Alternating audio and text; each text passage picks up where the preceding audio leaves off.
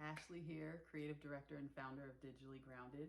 And in today's video, I'm hopping on really quick to address a really common question that I get with my clients when it comes to working on their website. The foundational thing that needs to happen with a website is there are different registrations and things that need to be put in place before we can even discuss things like design and sales funnels and leads and all of those results that happen after the fact.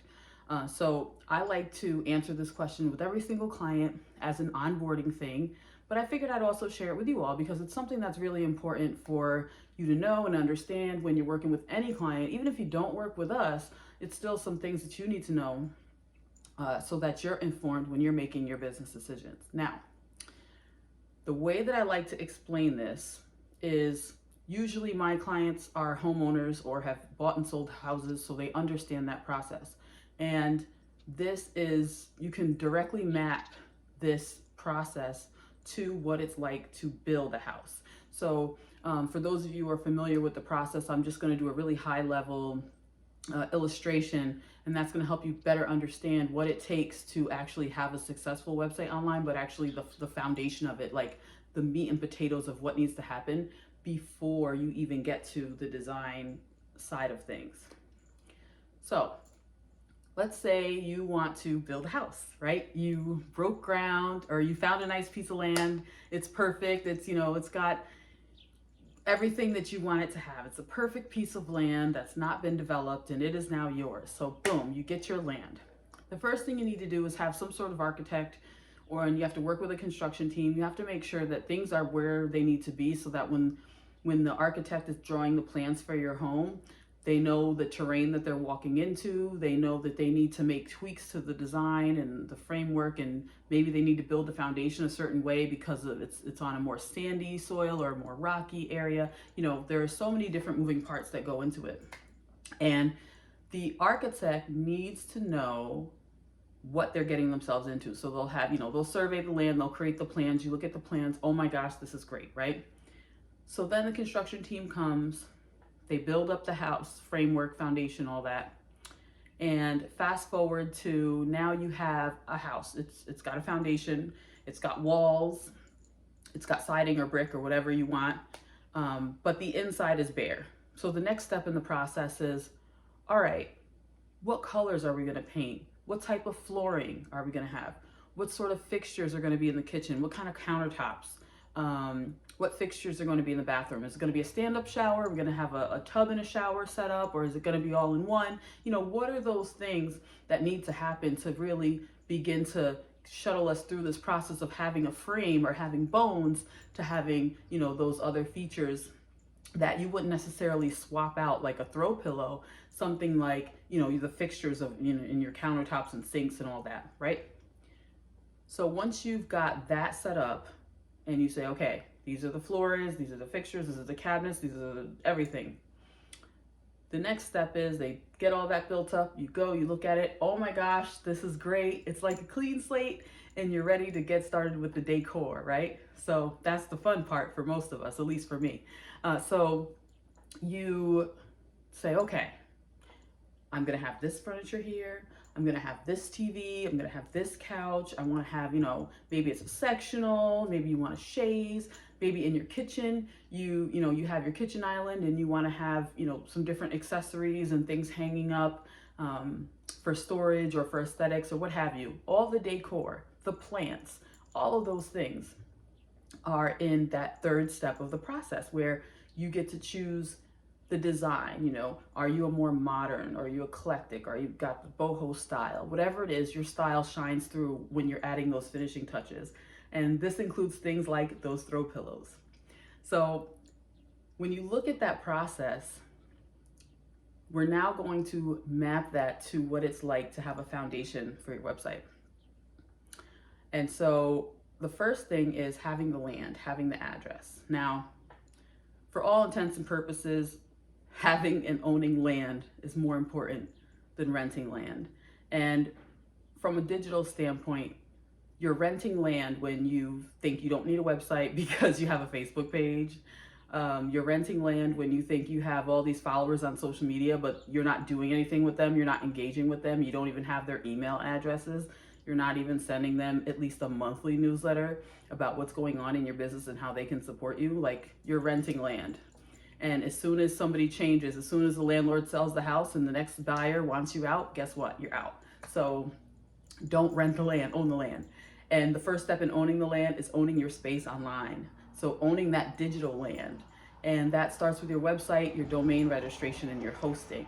So the domain is the name that people type in, yourname.com, to go to your website. That is like your address, 123 Anywhere Street, USA, right? That is your address. Then you have the land itself, the space where the grass grows and the trees are there, and you have to clear a space to actually build the framework of the house. That is your hosting. Your hosting is what is holding your website. It is keeping your website available to the internet. It is keeping your website available to anyone who wants to go and visit your site, learn from you, hire you for services, whatever it is. That is a baseline. Those are two things you absolutely need to get started, is a domain name, at least one, although many people have more than one, but we'll get into that in another video. And then the other thing is hosting, right? Because you have to have a place, a digital space. You need to own the digital land that you have your website on. So many times, if you signed up for a website for free, if you have a WordPress.com or something like that, you're still renting the land, right? If you own the land, you have a hosting account, or there's a company that is providing you hosting services. Typically, people who create websites will also offer hosting services. It's not, I won't say it's 100% of the time, but I know a lot of larger companies, like Digitally Grounded actually offers hosting, but I know a lot of larger companies offer hosting. Sometimes if you just go with a one-off freelancer, they usually won't offer hosting. But anyway, you need to have that. That's your digital land. That's the grass and the trees from a digital standpoint, okay? So we've got the domain, we've got the hosting, and then the next part is the framework, right?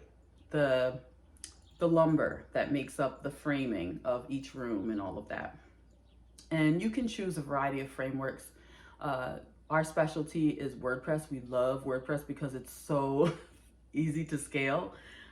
Sometimes with these other sites, like for example, one of the builders, I don't know, Weebly Wix, one of those guys, when it comes time to scale, you actually have to move to another framework, because what you'll find is like some of the features that you need aren't available to you, or if they are available, they're very clunky and you can't really get granular and have the control you need. But again, we'll talk about that in another video.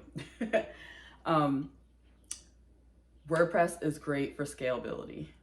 It's very flexible. I think, I don't know, 40 or 50% of the internet is built on WordPress. It's been around for a long time, and there are just so many different organizations and different integrations, from payment integrations and email integrations. Like, WordPress has pretty much all of them.